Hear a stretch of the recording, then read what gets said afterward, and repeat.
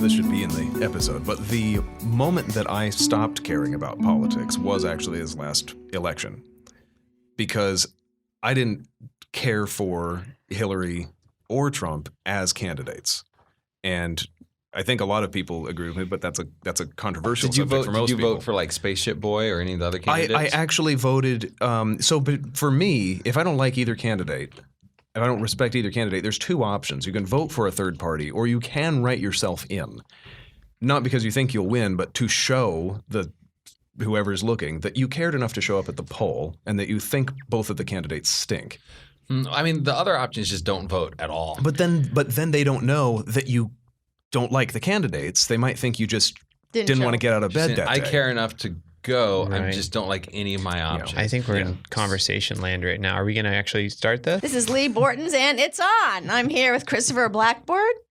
I can't say his name. I do like you're a pirate now, Blackbeard. I'm a pirate. Jeremiah Wentz, and Toby. And Leigh Bortins. Tobin Doobie and Leigh Bortins. And I only got like 2 hours sleep and I have a sore throat. So I apologize to you guys for messing your names up. Anyways, it's on politics. And Tobin's already shared with us why the moment where he decided that he didn't care about politics anymore. So you shared that right. Jeremiah, do you care about politics? I would love to care about politics, but it's very hard for me to care about politics. Why? Well, because I feel like every side, I feel like there's no discussion. It's just every side just cares about sound bites and not information. You know, you take these clips that are you steal them out of context and then you magnify them to show how ridiculous the other side is, and then all you do is you promote little sound bites from yourself. So is that politics, or is that just today's form of media and culture? I don't think you can separate the two. I think that's, perception is reality. And I think when you ask people what politics are, that's all they know about is what the media gives them. Well, you could talk about politics in the abstract, but the word politics also stands for politics as they are currently practiced. And you're criticizing the latter. You get back to the whole, argument over definitions of words that our society's having, where I don't want to be referred to as that label or term because of how it's identified with the rest of the culture. You might see it this way. Or I want to use that even though culture identifies and defines it differently, and I want you to change your definition for it. Or I want to believe that you mean what I think you meant rather than try to understand your idea. I'd rather put you in a box than perceive nuance in your, actual identity. Yeah. So what's your stance on politics, Christopher? I care less and less each year. I'd say I really used to care. I used to be very, very vehemently passionate about politics, specifically when I was in my late teen years and thought I knew everything in the world. And the further out I've gotten, the further I've realized that there is a place for nuance in the conversation, and I'm not always right. And I have to be open to that, because once I think I'm right, that's when I have to stop and pause, because I've lost sense of where the argument's boundary is taking place, and I am no longer listening, and I'm only speaking. So are you saying politics, it's inherently impossible to be nuanced? I don't think it's inherently possible. I don't think it's inherently impossible to be nuanced. I think our current system of discussion around political ideas leaves out all room for nuance. I think we as a society have embraced the idea of isms and ists, and we can call each other names and put each other down in order to disparage each other's arguments rather than actually engage on an ideological foundation and try to combat unsound thinking. Like global warming isn't true because I'm afraid of the other things Al Gore says, or biological manhood and womanhood can't be true because I'm afraid of the other things that the right says. I feel like that's the attitude now. I think that is a lot of the attitude, and it comes from both sides. Mm-hmm. Right? Those things might be true or untrue, but those are poor reasons for it. I'd rather not have the argument about that. I'd rather disparage your point or disparage your identity beyond the point. So is it possible to separate ideological discussions from political activism? In other words, I want to ask you guys, how many of you have actually ever been a campaign manager for a candidate? How many have put out yard signs? How many of you made phone calls? How many of you have actually given dollars to a campaign? The activism part of it versus everyone's still just talking. Are we active? Or we're not active because of the talking? I grew up around. My dad was a campaign manager for the local congressman for many times over. So I haven't done that in my adult life. We've put up signs, but it's always been for local elections because I feel like those have a lot more immediate, repercussions on us, if the elected officials in our town. I will say that we lived right next to a road that did not get any litter until we put up this campaign sign for this person. And then the whole duration of the campaign, we had a lot of bottles and stuff in our yard that we had to clean up. Well, that's an intelligent response to the sign you put up. Yeah, people just, okay, let me throw something at it. Target practice. Not even to throw a hastily formed argument, but just trash. Yeah, it would be nice if they had written out an argument and thrown that at the sign, Right. and I could have read that and maybe responded Change your mind somehow. or something. Yeah, even. that's right. But the beer bottle's not going to change my mind. Just fear and intimidation. So is that what it feels like politics is now? I think it does. Well, I'm 100% in agreement with what you said, Chris. And I wonder sometimes if it's intentional, if there is some engine making it that way, Pride. so that people. Well, there's that kind of unspoken intentionality, which is why I talked about Lord of the Flies last time. That is in us driving things, and that certainly is what's ruining politics. But it seems to be ruined so thoroughly and so well, and I'm not sure that we can separate all of these terrible rhetorical habits from the practice of politics, short of starting from scratch in a very violent way. It makes me wonder if this has actually been engineered by somebody.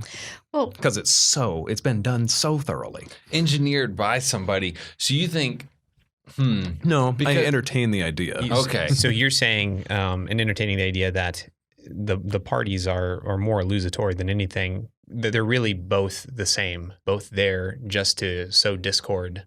Is that what you're kind of getting at? Well, I'm saying they are the same. I believe they are the same, and they do sow discord. I don't know if someone made it that way on purpose, but I'm open to that idea. Well, We're the talking big about- change, go though, ahead. has been, again, social media and people thinking they know something because they've read it from, just the kind of news sources we have right now.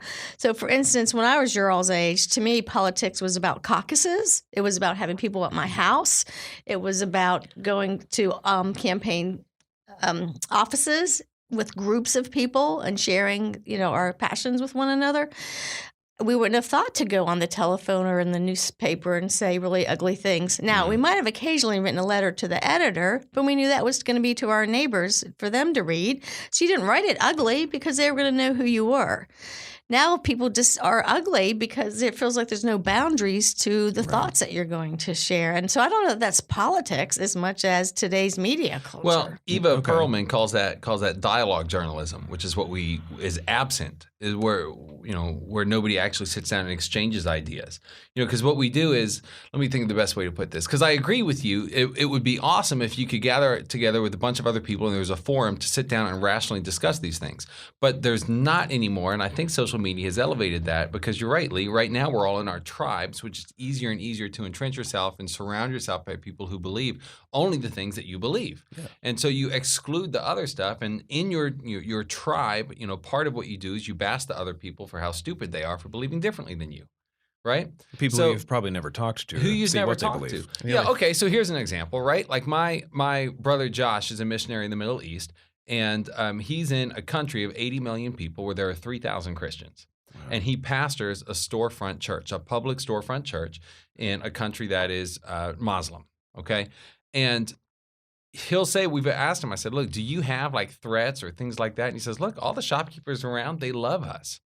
Because here's the thing, if you ask them, do you like Christians or, what do you think of Christians? They say, oh, we hate Christians. We can't stand Christians, but we like you guys because they actually know them. And so he says, all those storekeepers around us, they know us because we have this relationship. I feel that's kind of what's missing here. Like it's easy for me to go, or whoever to say, oh, I can't stand any of the liberals, but I like you. Or you could say, oh, all people who voted for Trump are backwoods, gun-toting, Bible-thumping hillbillies. Except for you. You're cool. And I kind of feel like that's what's happening is we don't have that public discourse where we can just sit and have that conversation. And the fancy word for that is tribalism. I think you defined that better than we could do subsequently in this podcast. Tribalism. Subsequently. Paint my face now. Yeah, I would say that's a frequent thing at universities from talking to friends where they just keep quiet to themselves, don't speak about their views and opinions on things because they know they're so outnumbered by their peers. And so they don't represent a minority. They just don't represent. They're completely silent about their opinions because they know how ostracized they'd be for holding them, because the caricature which their ideas are embodied by would be cast upon them, and it'd make it impossible to actually form relationships with their peers. But once they actually have those conversations at some point down the line with their peers are like, oh, really? You believe that? And it's like, yeah, I do believe that. How can you believe that? Because you seem like such a normal person. Right. You know, that's interesting. I think I heard Joe Rogan say this, who runs a podcast that's almost as popular as ours. Joe Rogan said that, he said what happens is we take the lowest moral or social viewpoint of a leader, and then we ascribe that to be the highest moral social viewpoint of all their followers. Like you saw this happen with elections here with Trump. They said, oh, well, Trump, this is his biggest fault and flaw. Therefore, all of his followers, that must be the highest that they go, right? And so they automatically say, oh, well, Trump messed up in this area. Well, there's no way any of his followers could be any better than that in any capacity. And the same thing's done with Hillary. I've done it. I grew up in a Right. culture of doing that, and I think it's toxic for you when you do that. Has it gotten worse, you think, over the years? Because now, I mean, it's easy for us to look at the internet and blame the media and everything. And we can, Leigh can say here, when I was, younger, then this is what we did. But do you think you think the media and the 24/7 news and the instantaneous ability to capture sound bites via Twitter in 140 characters, you think that's made it worse than it ever has been? Like, you think... It's hard I think it's hard to know because there's only ever been a certain percentage of people who are politically active, no matter what the era was. And so it's probably those that are more inclined towards politics are the ones that have that more of a division in their conversation versus the majority of Americans who show up at the major elections. They've never once before engaged in anything political in the previous 4 years. All they do is vote. And I don't think they're as vehemently angry or happy as any of the tribalism or taking the sides that you're talking about. I think that what's happened is it's just amplified the voices of those who do care a whole lot. So, because, I mean, you said earlier, Tobin, you opened up with the saying you don't even really care anymore about it because people don't know what's going on and they don't know why they should care about it. So, for instance, let me do this thing I was going to do with you, and we'll see if it's going to be called Does Tobin Care? Okay. We're going to go to brettbart.com, which is actually a pretty good news. We're already news way channel. Off on the right side. Oh, boy. Are we? We are. Chris twitching? Uh-huh. I actually don't really care. Okay, but this is just to make my point. We could have gone to anybody. So it doesn't really matter what it is. Yeah. But I'm going to go down to their topics. Okay. You asking me, like, if yes, I saw this I'm in my say, Facebook feed or a newspaper or wherever, would I read about it? Do you care that CNN Acosta spread a misquote? Well, I mean, no. Why would I be surprised that anyone spread a misquote? Do you care that Pelosi thinks merit is condescending? Thinks merit is condescending? Yeah, they want the Republicans are introducing legislation where immigration will be merit-based rather than the other parameters we go by.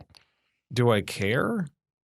I guess not. I'm just kind of annoyed that I have to hear it. Of course she thinks that. Do you care that Trump campaign launches the contest for the millionth MAGA hat? No, I don't want one. I don't care. Do you care that the millionth one, though? You care about that? No, I do not. I could care about the millionth one of some things, but not that one. And then Kamala wants to be the first Asian American president, and it's her story. Do you care that that's how they titled that article? Oh, now see, that's a good question. Right. Do I care that she is an Asian American who is running for president? No, whatever. Anybody can run for president. Do I care that they're talking about that like it's newsworthy? That's a little bit irritating. Do I care that people are probably going to vote or not vote based on that? Uh-huh. Yeah, that's what's wrong with the whole thing. So actually, this is funny. I'd like to interject with this game ahead. for a moment because I'd like to get back to Jeremiah's earlier point. This is a fun game. Jeremiah's earlier point about how things gotten more polarized by the way news is reported. And the first thing I thought of was, well, it's all clickbait headline culture. how can I get you to click on my article? How can I present a set of facts so salaciously that I can get you to click? Because that's the only way I pay the bills for my site. Salaciously. Don't ever say that again, Tobin. That's funny. I agree with you. I also really like the game Does Tobin Care? And I think we could do Am I that giving about back a to whole the bunch of game? different things. Am I giving good answers? Should I just say no? No, No. you're Yes or good no? answers. You're fine. These are good answers. Okay, so here's what I was in the New York City subway system this past weekend, and there are big signs everywhere, all through the trains, talking about the minimum wage being $15 an hour, and it tells you the .com site to go to if you want more information, but call blah blah blah if you're not getting the wages you deserve. Ooh. All right. And I'm sitting there and go, none of them deserve it. This is an entitlement program, right? So who was allowed to write those posters, hundreds and hundreds of them, that say this is the money you deserve? That's the thing that we're getting antsy about with journalism and politics. Why not just say that's the law? Why be controversial about it? Just say it in its factual way. No one can do it anymore. Because you ask 100 people, are you getting paid what you deserve? 100 hands are going to go up in the air. Well, I mean, even within legalese, there's still tons of interpretation. You think about how many people are constitutional lawyers that are going to dispute things in the Constitution, which should be evident, right? Everybody reads the Constitution. It means the same thing for everyone, doesn't it? No, it doesn't. That's why we have constitutional lawyers, to try and understand it. So you can't just say, why isn't it reported accurately with the language we have, because the language we have is constantly shifting. No, I'm wondering who paid the money to the marketer. Were a bunch of Democrats? Did they hire a bunch of Democrat marketers? Was a bunch of crony capitalists that were hired by a specific political party to make these signs? Because it seems like That's that slogan seems like a weapon to you. Yes, it seemed like a weapon to me. And I'm sort of thinking, okay, so my family lives there and pays taxes, and they paid for those signs. And obviously, it was not a kind of fair and balanced or a neutral kind of description at all. Right. Well, getting back to your earlier point, you said that only a subset of the population has ever cared about politics. I went and looked to see the voter turnouts over the history of America, and according to Wikipedia, it was high 50s, got up to the 80 percentile, like 80% of registered eligible voters were actually voting between 1840 and about 1900, and then it dipped down to about 50%, and that's where it stayed. It hasn't gone down much from there, but it stayed about 55% of eligible voters are actually voting every 4 years. So look around you. Wow. Out of the people that can vote, half of them aren't. And that's over the last 110 years. At least 100 years. Not last 2-3 elections. That's the way it's always been. So that's what I'm saying. They're mostly not engaged, and when they are engaged, it's only that once every 4 years they become engaged. No, and it's not even 40% or half of them. And we didn't have the internet 110 years ago, right? Right. So the internet didn't cause that. Like people weren't. Right. So I would say the internet didn't cause it all. The lack of voter participation. I would say that the internet is causing this outrage because voices can get amplified. The polarization. See, I don't. Okay, were you saying before? Because I feel like I disagree with something you said before, Okay. but I want to clarify. Were you saying you feel like people are not actually tribalistic? It's only a loud minority on the internet? I would say people are naturally tribalistic. I would say what's new is this understanding of what the American melting pot and tolerance meant has totally been distorted now. And so we have a culture that doesn't understand how to love their neighbor. I think. Oh, okay. I thought you were saying that the majority of people aren't actually angry about the issues; they just show up to vote. And I think I disagree with that idea. Do you? I guess I don't know because only 50% of them show up to vote. Well, that's true. So it's kind of. I just know most of the people I hang out with don't even know who their congressman or senator are, so they're not angry at them. They don't even know what their issues are. But are they angry at somebody like Hillary or Pelosi? I mean, my closer friends are more intellectual, more politically active, more concerned about the taxes they're paying. But my just neighbors in general, I mean, there's a lot of people don't know what's going on. It's the figurehead. It's like you either hate Trump or you hate Hillary and AOC. Yeah, I think that's who turned out to vote. I don't know if people voted for anybody this time. That was the thing that made me stop caring. Yeah. I think there are a few people who actually did vote for Trump, and I maybe have questions for that person, but that's not who precipitated my lack of care. My lack of care is that, by and large, the rhetoric I heard was, we don't like this person. You should vote for the other person, which is insane to me that that was what people ran on. Let me try something here. So you were not interested in any of the headlines that Leigh read out. You said, no, I wouldn't click that or read. Does not hold my interest. I wouldn't. I pulled up another news site here. I have a whole bunch of headlines I'm going to read to you, okay? And you just tell me, yes, I would click on that or I wouldn't, okay? Uh-oh, what website Ready? is this? Bunch of backward hicks in Alabama among first to ban most barbaric practice known to man. I mean, no, it's too much. Twitter bans official AOC account after mistaking it for satire. No. What about Trump awards Medal of Freedom to legendary golfer Happy Gilmore? Yes, I'd look at that one. No. This is the Babylon Bee. This is politics. So what we have here is it's not Oh, so you just proved. it's a marketing problem. It's not that you don't care about politics. They don't market it to you right. Give you the clickbait headlines and they phrase it right, and you might actually click on it. Oh, it's that I'm too smart to click on clickbait. Is that That's what it is. You're like, oh, nope, can't do that one. But listen, okay, so this other headline is the Iranian oil delivered to China is in possible sanctions violation. So for the last 2 years, everything's been about sanctions and the Mueller report and Russia and all this stuff. Do you think the average American thinks that that's what their tax dollars should be spent on and that that's what their leaders should be spending their time on?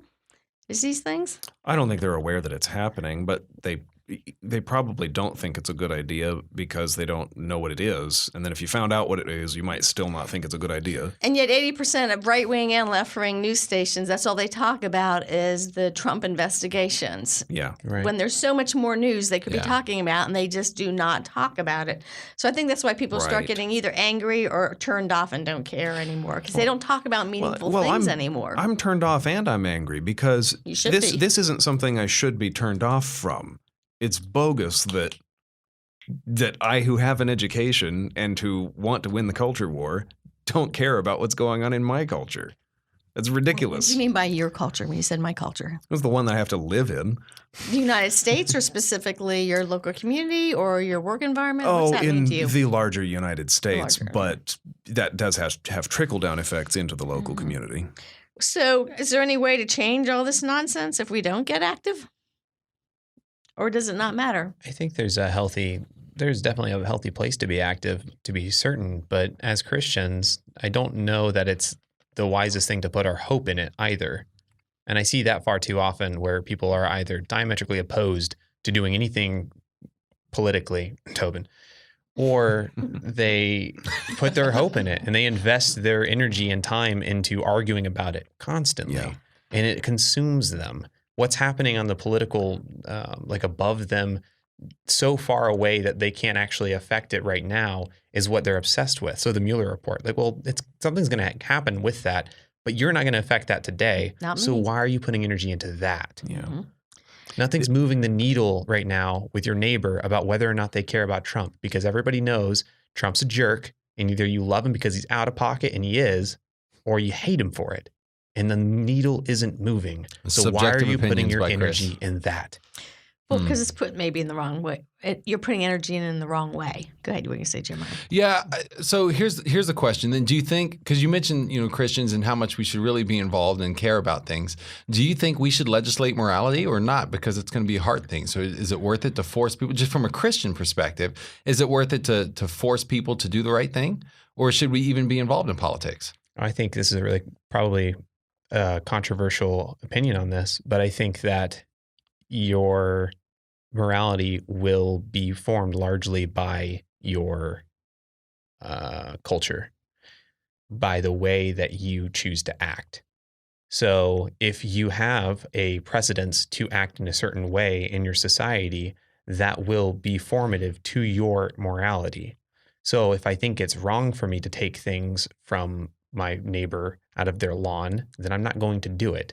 That doesn't need to be legislated to me. Mm-hmm. And so I don't know that you can get away from should a government be legislating morality, because at the end of the day, when you talk about what is the structure of society based on, what is the contract we enter into with one another, what is the government's goal with that? What is their role in that? There has to be morality legislated. It could just be don't steal your neighbor's land. Well, so okay, Because when you say morality, I mean, you got to define what you mean. Yeah, what do you 'Cause mean There by- is all laws either stop something from happening that's very specific, moral or not. Right? It can be totally. I just aren't allowed to lend you money anymore, or it's inculcating some sort of a moral culture where we don't steal or kill or libel people. yeah, I guess that's true. Let me try and phrase that a little bit better. I mean, obviously we're always legislating morality. The question I think is which morality we're legislating, right? Right. So that's I get that. The opinion of a lot of Christians would be, look, I know that this is a sinful world, and so Paul tells me, I'm surrounded by sinful people, and so my job is to learn how to be a shining light in the darkness. So my job is to learn how to be a Christian in the middle of this sinful culture. Because I know sin culture is never going to go away. I'm always going to be surrounded by sin. So why should I work to change that, right? I mean, here's another analogy. My Bible says that the world's going to burn by fire, so I'm going to just drive an SUV. Why should I care about environmentalism? Because in the end, it's going to burn anyway. So why do you care? Or maybe you don't, and I'm the one that's supposed to answer because I'm apparently Okay, why do I care? I care because in Genesis 9, it says that the job of the government is to protect the innocent from evil. And so I think that it's imperative for Christians to fight and do everything they can to enact laws that protect the innocent from our biblical understanding of evil. Now, within that, I understand that there's a lot of gray for discussion, which is, what I think we're all mourning is the loss of our ability to have that dialogue with each other. Yeah. But I do think that to all of this, I do think we should be involved, and I think we should be involved not just in politicking ourselves for candidates, but for specific candidates that, like Socrates says, we should elect philosophers. He says those are the people who we want to have running the governments, because philosophers are people who pursue the moral, what is absolutely correct and good and true and just. And he said, and beauty. He says, so that's what the people that we want to elect. So even though they may be off base, you at least know they're trying? Is that the argument for it? Yeah, I think the problem now is we have a lot of people who are saying, here, we want to fix the economy. Well, what are you going to do with the economy if you don't have the end goal to be something that's good and true and positive and beautiful? You know what I mean? And where's your moral compass on that? So I feel like we need to elect people who, first and foremost, have high moral character and integrity, which is where we can all look and say, well, perhaps we're not doing a great job right now, but in your local elections and then on up, I think we should. I think I agree with Socrates. I think we should elect philosophers and people. I think integrity should be higher on the list. But yes, we should be involved. All right. So as a coming from a Christian worldview, you're going to want to elect like morals. You're going to want to invest into a politician that is integrous. Yes. Right. I mean, and it depends on where your worldview is, whether you think that's a valuable trait or not. Like even to the factor of integrity, you may not think integrity is all that valuable. Getting things done may be more valuable to you. And if that's Pragmatism. where your pragmatism, I feel like a lot of Christians are caught up in pragmatism. Because what do you hear every presidential election? This is the most important election in the last 50 years because 3 Supreme Court justices are about to die.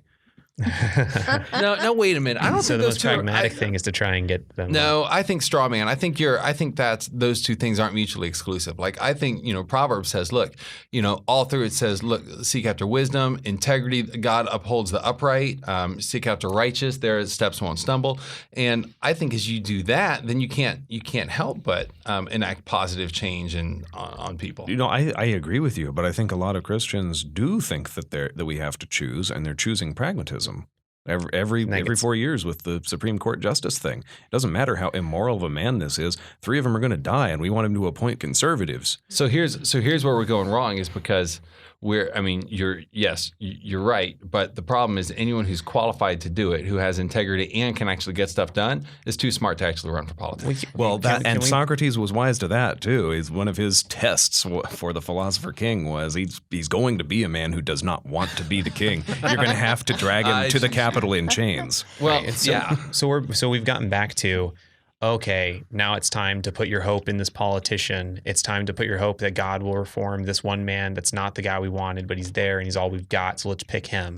Let's back away from the last possible line on last terminal on the station. There's so many places before you get to there where you can affect change. Right. And that's true politics. And I as think being loving your city, your polis, Right. so that you'll do those things that affect the change. So you'll get the statesmen who rise. Exactly. So the world's going to burn by fire. We all understand there's nothing we can do about sin and politics. I'm going to drive an SUV, but I'm not going to suck on the tailpipe. No. I'm still going to help the people who. Jeremiah. I mean, right? That's it. I'm still going to Jeremiah. elect the people and say the culture may be burning, but I'm going to help out a little bit. What's before the general election? You have the other elections. The primaries. The primaries. And before that, you have the caucuses. and Why are the precinct primaries meetings. important, Jeremiah? Because they weed the people out that You know, get down to who you want. Right. Hopefully, you can vote for a person that's better than the last case scenario. except people are already thinking last case scenario. That's the rhetoric. We have to Right. choose someone who's electable. Well, and that's the problem with being a short-term thinker rather than a long-term thinker. And a lot of people are going to think that way. And that's why within community, within what you can affect, the people you actually can speak to, you need to try and reform those people's ideas to be maybe a little bit longer term thinkers. Again, look around you. 1 out of every 2 people that can vote didn't. So find the people that you actually agree with and go, why don't you care just a little bit more? Well, Come on, show them how to care a little bit more. what I'm putting my energy into now is just relationships with the people that I disagree with, because usually they have a very one-sided and biased view of things. That's not why they disagree with me, but it's because most Americans have a one-sided and biased view of things, and they've never talked to someone who believes what I believe. And if I can tear down some of the anger that they're used to sharing on Facebook and that I don't read anymore, if I can have in-person interactions with them to open their mind to, I believe this, and it's not because I'm a racist, because that's the reason for believing a lot of right-wing policies. Have you noticed? Yeah.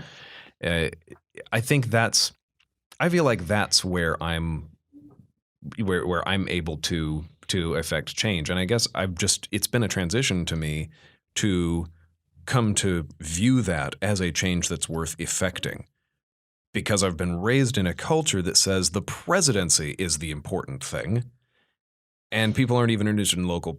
And why would you even spend your time on local politics? The presidency is flashier. He has more power. That's where we need to win the battle. So I travel, worldwide, and everyone wants to know about the president who I voted for. And I always tell them, it doesn't matter, because in the United States, he's gone in 8 years. He's not an important person.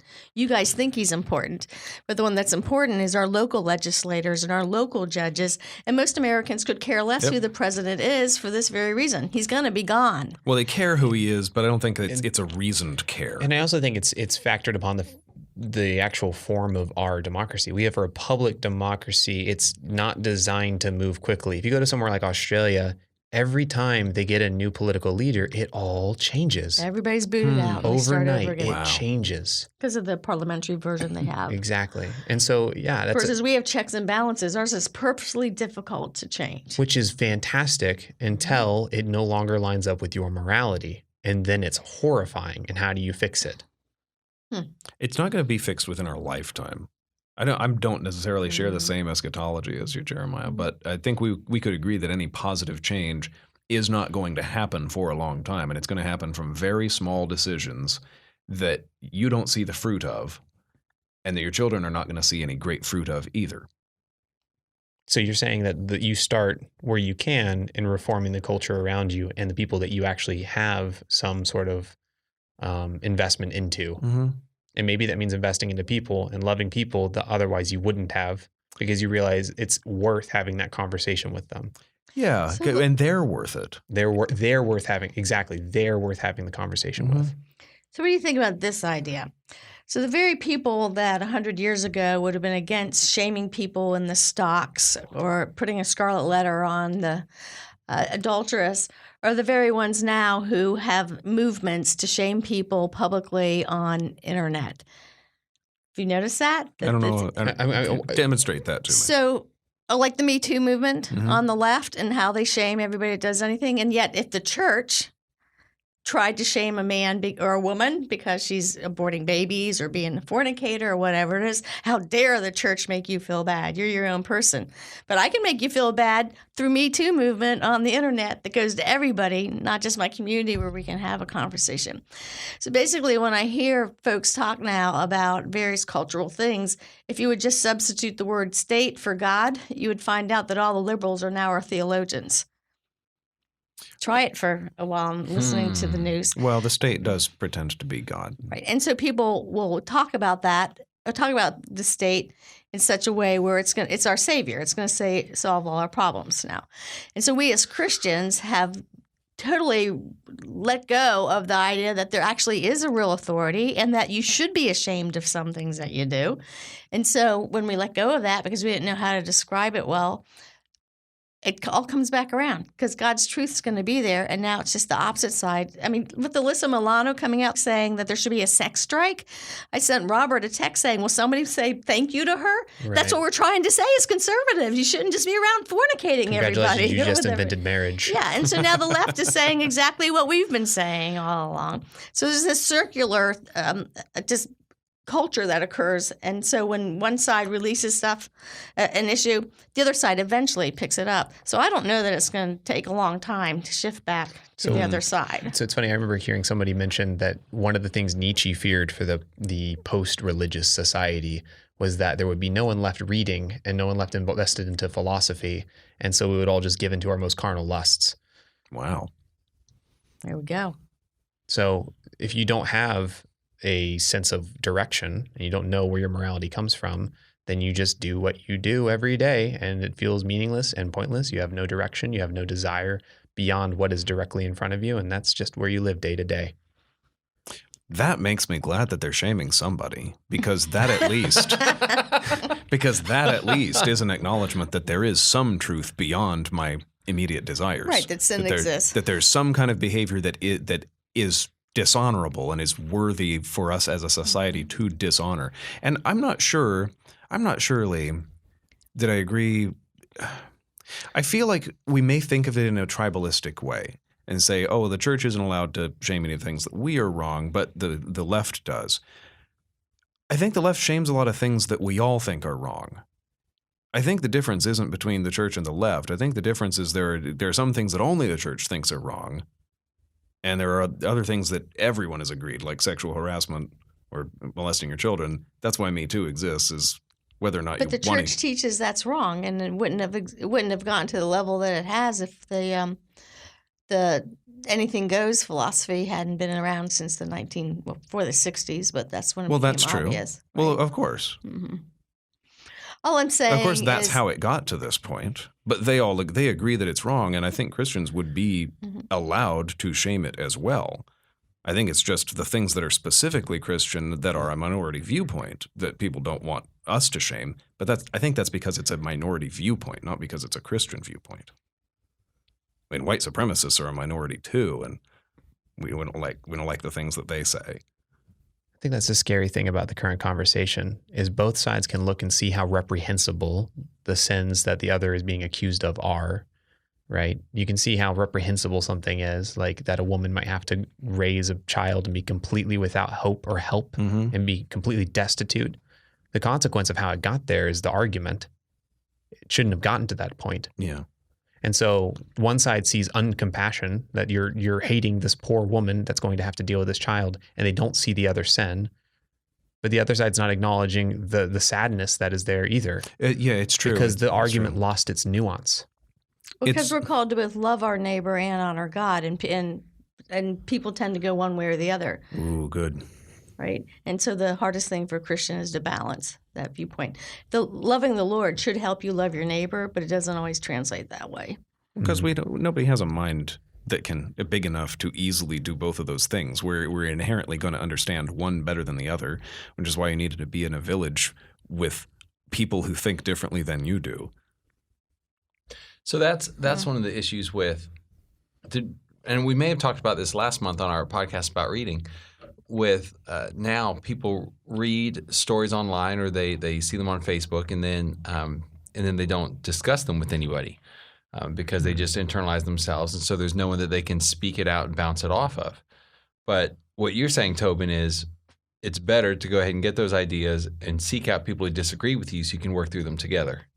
I think it is. I think that's going to give you, because I mean, Christopher and I drove to Raleigh today and last week, 3 hours of driving in each of those days.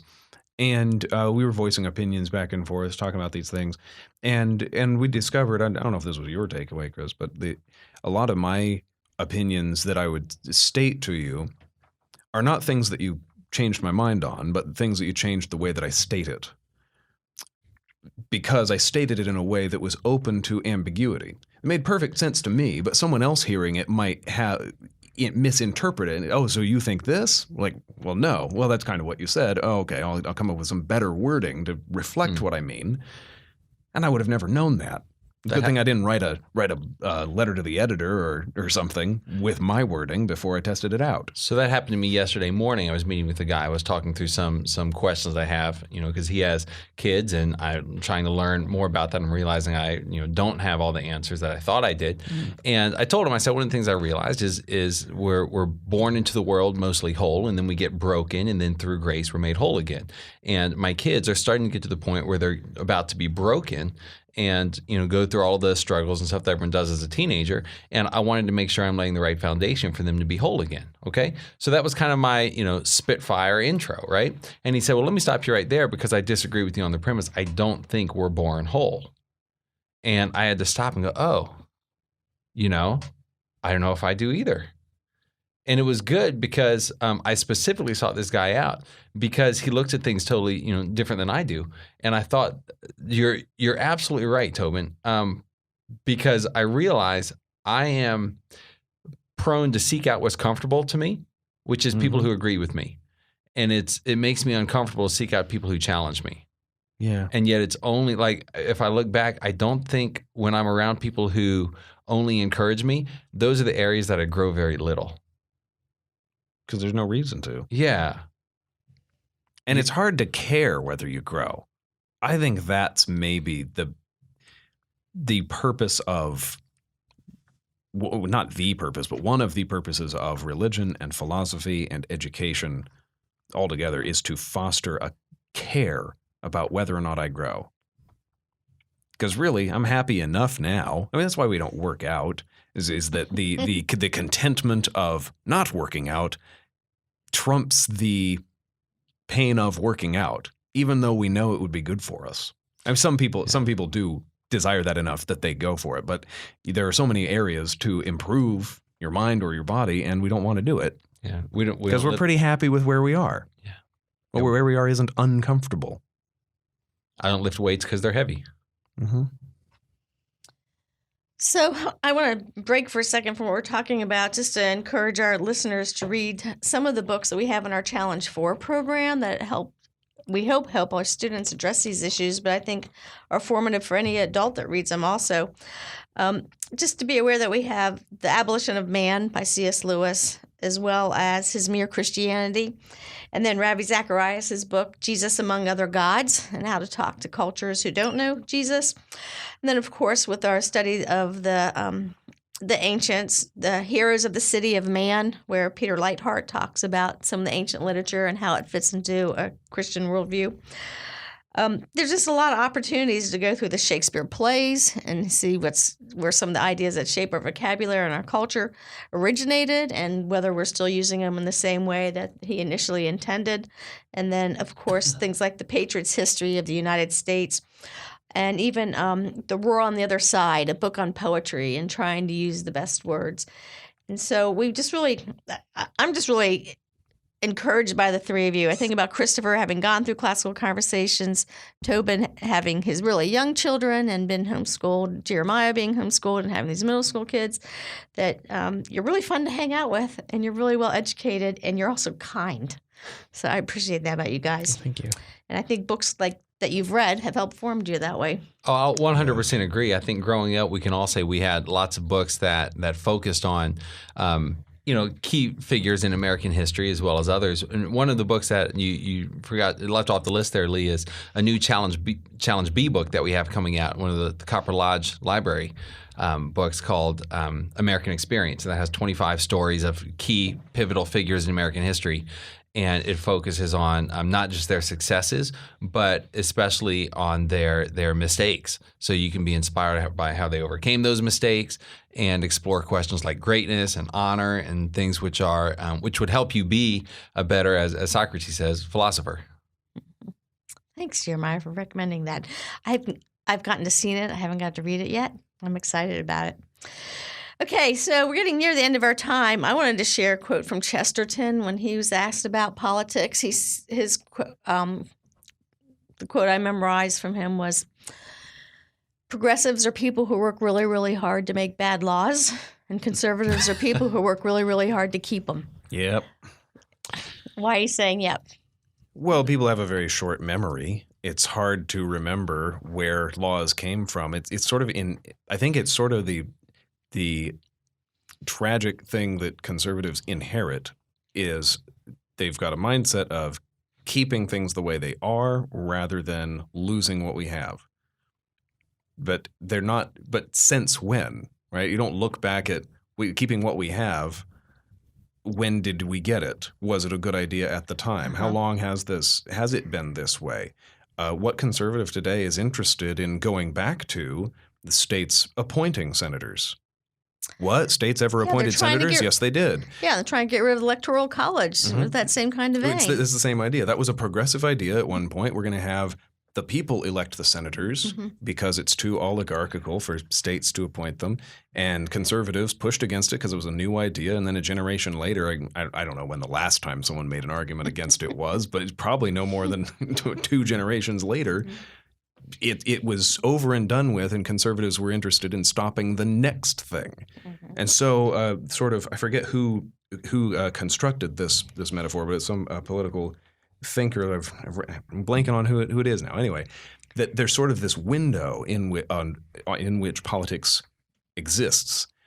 If you have every issue in the world laid out from older ideas to new ideas, there's this window of the things we were talking about that is always moving towards newer ideas, because eventually old ideas are too old for us to go back and fix them. Old bad ideas. They've been on the books too long. We don't care anymore. We're talking about what's here and now. And so even the conservative half of that window is always moving forward. So being pushed with the tide of modernity is how T.S. Eliot put it. Okay, guys. We've been pretty negative. So Christopher said that we should not put our hope into various things that are in politics. We should put our hope in the Lord, I'm guessing you're referring to. What is it we should put our hope in? Yeah, I mean... And only Him, or are there other things that we can hope for? It's a big question. You obviously have to put your hope in your foundation of belief. And so if you believe in God, then you need to believe in Him to be the foundation of your belief and to actually pilot and orient your life around that. That's not easy. That's not something you can do simply, and it's not something you can do instantaneously. But it's about forming your direction around that. And so I told one of my friends, I was like, it's not so cut and dry, like, oh, if God wants you to do something, you're going to see it and then instantly know to do it. No, God wants you to want His wants. And so if you're actively pursuing His wants, then you should pursue the things you want, because they should be mirroring and mimicking what He wants for you. And so if that means being more politically active and you feel inclined to do so, and whatever that means, do it. Unless it directly goes against what He's telling you in the things that you know in the community of believers around you, do it. Yeah, I agree with that. I would never dissuade someone from doing that. What I'm So you wouldn't think they were foolish in doing that? Not necessarily. I don't think that it's a foolish venture to do, but I do think that a lot of Christians do it foolishly. I've been raised around a lot of Christians who place, I think, far too much hope in politics, and that's what's left me kind of burned out. Yeah, I would say that's my biggest caution, is just having been around Christians who every 4 years act as though the apocalypse is going to occur if their leader doesn't get elected. Yep. literally believe this is the time of the apocalypse because, oh, look at the depravity of man that's coming. Yep. I'm like, it's already here, guys. It's already here. It's been here for a long, long time. I think the great thing about being a Christian is in the midst of that depravity, you have hope and you have that peace. Because when I read my Bible, I see very few things that tell me how to instruct other people and how to behave. But I see a whole lot of verses that tell me how to behave and what I need to change within myself. And I think as we all if we focus on that and changing our little circle of influence and affecting change where we can, without putting our hope in those things and whether or not they turn out the way we would like them to, I think that's probably the way you can find that peace throughout whoever's elected. Well said. Okay. It's like the Apostle Paul says. I'm starting with the man in the mirror, and I'm asking him to change his ways. Yeah, couldn't be any clearer. If you want to make a change, look, we want to make the world a better place. I'm going to stop you right there. Was that not Paul? Michael Sounds Jackson. like Michael Jackson. Oh, doggone it! God, it was so good. But he was starting with himself. How about so one thing that I wrestle with a lot is the verse from 2 Corinthians, I think it's 5, where it talks about us being ambassadors for Christ. Yeah. And that's kind of my perspective on politics. I just think about it a lot, and I maybe think about it wrongly, but it gives me comfort because I know I'm not actually representing the United States of America. It's a privilege to live here, and I'm thrilled that they will allow me to call myself a citizen, but I'm actually a citizen of heaven, and I'm here to set captives free. So, ambassadors around the world, when they're in another country, the land that they stand on is their homeland, and that's why they can't be arrested, and that's why they don't actually have to follow the laws of the country that they're in because they're there representing a different country. And so I think Paul chose a really good word calling us ambassadors. So every ground I stand on, wherever my feet are, I'm standing in heaven because that's the kingdom I represent.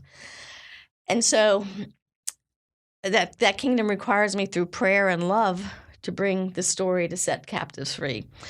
And so if it can help through politics or through story, like we like to talk about so much, or just loving our neighbor or learning to listen, if any of those things help set the captive free, I don't have to feel like there are wrong ways to go about it. So that's almost what Chris was saying. If the Lord's calling you in a way that you want to do it and it's matching up with his work, it's a good way to go about it.